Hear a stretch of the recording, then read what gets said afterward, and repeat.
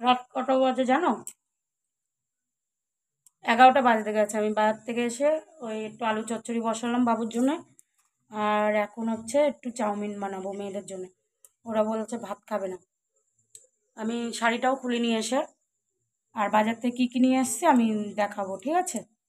তেমন কিছু আনি, শুধু একটু রাখি আনতে গেছিলাম। এই হচ্ছে ব্যাপার।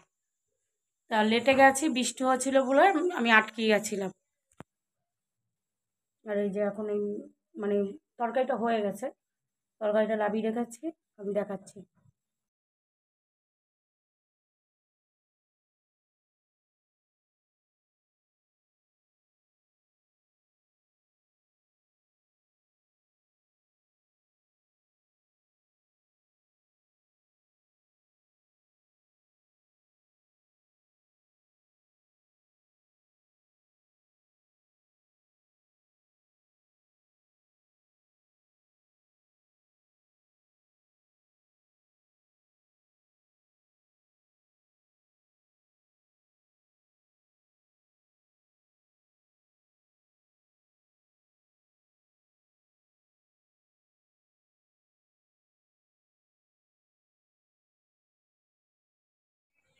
কটা বাজে জানিস?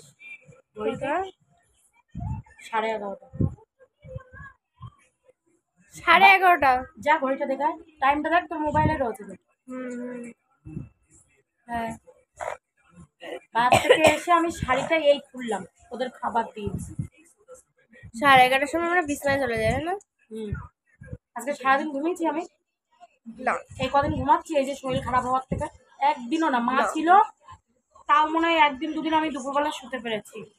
আজকে তো ভিডিও পোস্ট করতে পারিনি আমি না। ইস রে, আমার মাটা রোগা হয়ে যাচ্ছে।